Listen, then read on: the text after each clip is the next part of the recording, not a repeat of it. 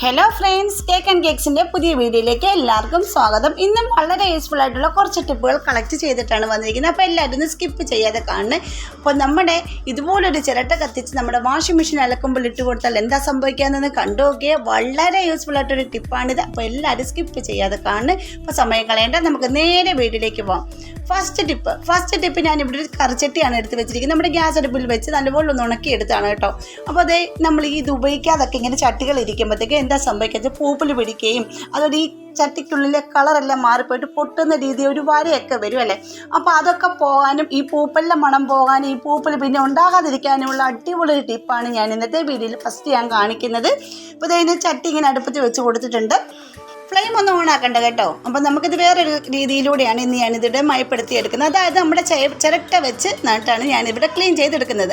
അപ്പോൾ ചിരട്ട വെച്ച് ക്ലീൻ ചെയ്യുമ്പോൾ ചിരട്ട കത്തിച്ചാണ് നമ്മുടെ ചട്ടിയിലേക്ക് ഇട്ട് കൊടുക്കുന്നത്. അതുപോലെ തന്നെ പുതിയ ചട്ടി നിങ്ങൾ മേടിക്കുവാണെങ്കിൽ നമ്മൾ പല രീതിയിൽ അത് മയക്കി എടുക്കുമല്ലോ അല്ലേ. പക്ഷെ അങ്ങനെ ഒന്നും ചെയ്യേണ്ട, ഈ ഒരു ചിരട്ട മാത്രം മതി കേട്ടോ. ഇതേ രീതിയിലൊന്ന് ചെയ്താൽ മാത്രം മതി. അപ്പോൾ ആ ചിരട്ട ഞാനൊന്ന് കത്തിച്ചെടുക്കട്ടെ. നല്ലപോലെ ഒന്ന് കത്തിച്ചെടുക്കണം.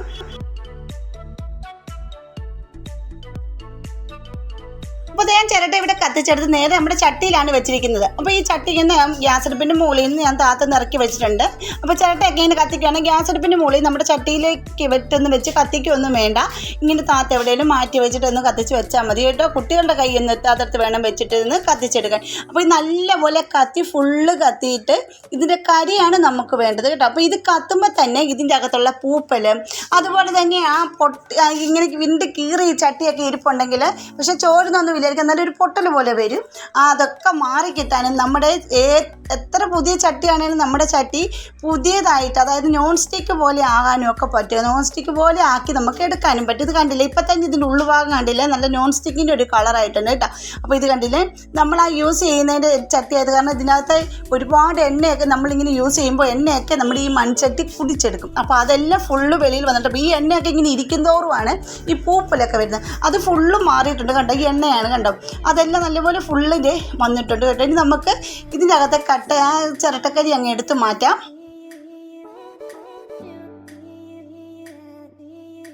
അപ്പോൾ ഞാൻ ഈ ചിരട്ടക്കരി എല്ലാം വേറൊരു പാത്രത്തിലെടുക്കുക, നല്ലൊരു പാത്രത്തിലോട്ട് മാറ്റുന്നത് കേട്ടോ. ഇത് നമ്മളെടുത്ത് കളയൊന്നും വേണ്ട. ഇതും കൊണ്ട് വളരെ യൂസ്ഫുൾ ആയിട്ടൊരു ടിപ്പോട്ടുണ്ട്, ഞാൻ കാണിച്ചു തരാം. അപ്പോൾ നല്ലൊരു പാത്രത്തിലോട്ട് മാറ്റും. നമ്മളധികം ഉപയോഗിക്കാത്തൊരു പാത്രമാണെങ്കിലും നല്ലൊരു വൃത്തിയുള്ള പാത്രമായിരിക്കണമേ.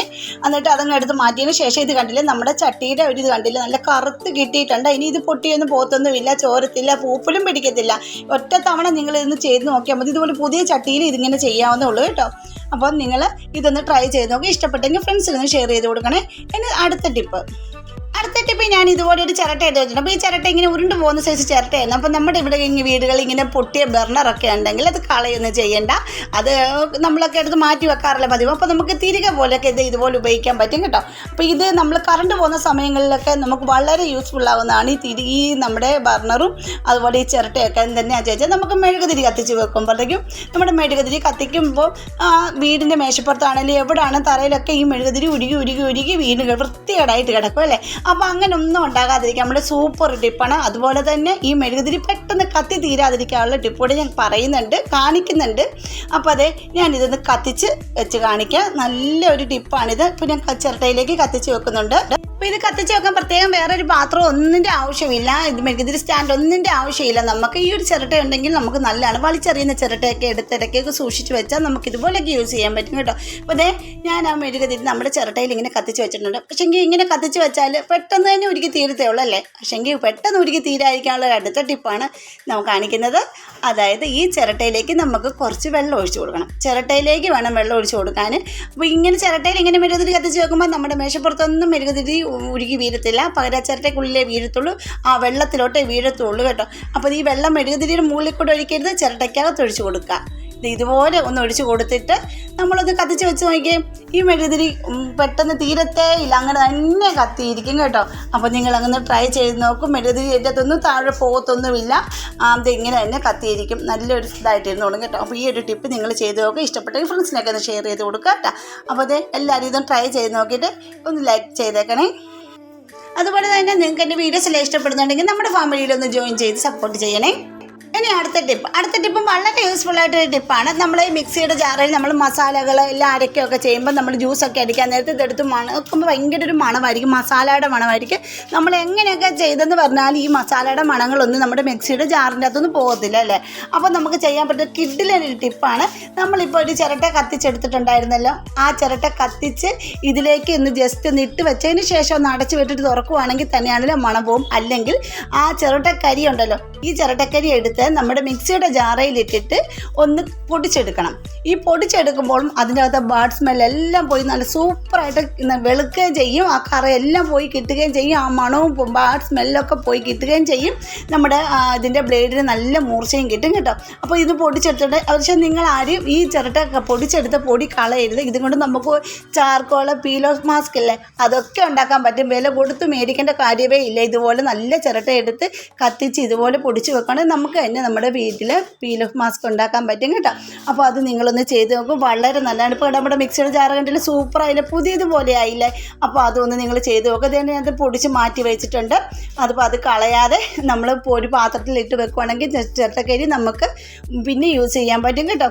ഇനി അടുത്ത ടിപ്പ്, ഞാനിവിടെ ഒരു ചിരട്ട എടുത്തിട്ടുണ്ട്. ആ ചിരട്ടയിലേക്ക് ഞാൻ 1 ടീസ്പൂൺ ഉപ്പുപൊടിയാണ് ഇട്ട് കൊടുക്കുന്നത്.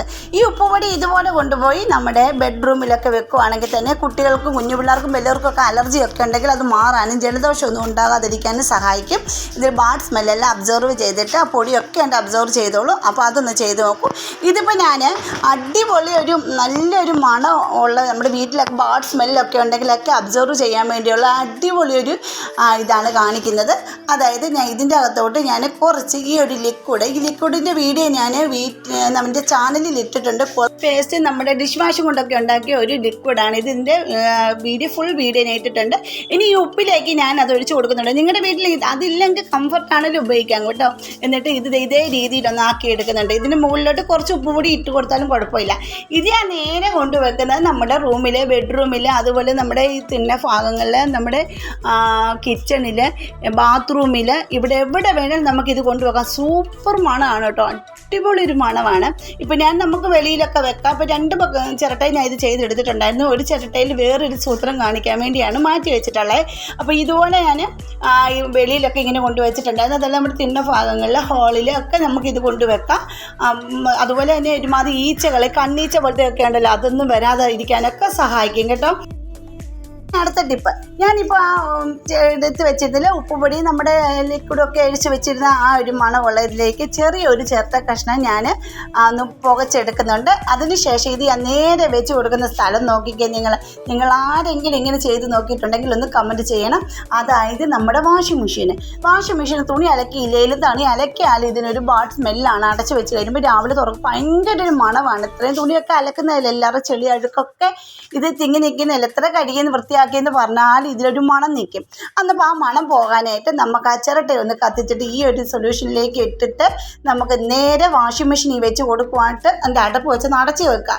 അടച്ച് വെച്ചതിന് ശേഷം നിങ്ങളൊന്ന് പിറ്റേ ദിവസം രാവിലെ തുറന്നു നോക്കി, അടിപൊളി ഒരു മണമാണ്. ചിരട്ടയൊക്കെ ഇതിൻ്റെ വെള്ളമയൊക്കെ അബ്സോർവ് ചെയ്യും, അതുപോലെ ബാഡ് സ്മെല്ലെല്ലാം അബ്സോർവ് ചെയ്യും കേട്ടോ. അപ്പോൾ നമ്മളൊരു ചിരട്ടയുടെ കഷ്ണം ഇട്ട് കൊടുത്താലും മതി. ഒന്ന് കത്തിച്ച് തീയോടെ വെക്കരുത്, പകരം ഒന്ന് പുക എന്ന് കിടത്തിയിട്ട്, അല്ലെങ്കിൽ നമ്മൾ ആ ചിരട്ടയുടെ കരി വെച്ചിട്ടില്ല അതാണെങ്കിൽ ഇതിലോട്ട് വെച്ചിട്ട് വെച്ച് കൊടുത്താൽ മാത്രം മതി. അടിപൊളി ടിപ്പാണ്. അപ്പോൾ നിങ്ങളെല്ലാവരും ഒന്ന് ട്രൈ ചെയ്ത് നോക്കണം. അതുപോലെ നിങ്ങൾക്ക് എൻ്റെ വീഡിയോസ് എല്ലാം ഇഷ്ടപ്പെടുന്നുണ്ടെങ്കിൽ സബ്സ്ക്രൈബ് ചെയ്യാതെ ആരെങ്കിലും കാണുന്നവരുണ്ടെങ്കിൽ ഒന്ന് സബ്സ്ക്രൈബ് ചെയ്ത് സപ്പോർട്ട് ചെയ്യാൻ മറക്കരുത്. പിന്നെ ബെൽ ബട്ടൺ എനേബിൾ ചെയ്ത് വെച്ചേക്കണേ, എന്നാലും ഞാൻ ഇടുന്ന വീഡിയോസ് എല്ലാം നോട്ടിഫിക്കേഷൻ നിങ്ങൾക്ക് കിട്ടത്തുള്ളൂ. അപ്പോൾ ഇന്നത്തെ വീഡിയോ ഇത്രയേ ഉള്ളൂ. അടുത്ത വീഡിയോ അടിപൊളി ടിപ്പുകൾ വരുന്നതായിരിക്കും. അതുവരെയും ബൈ.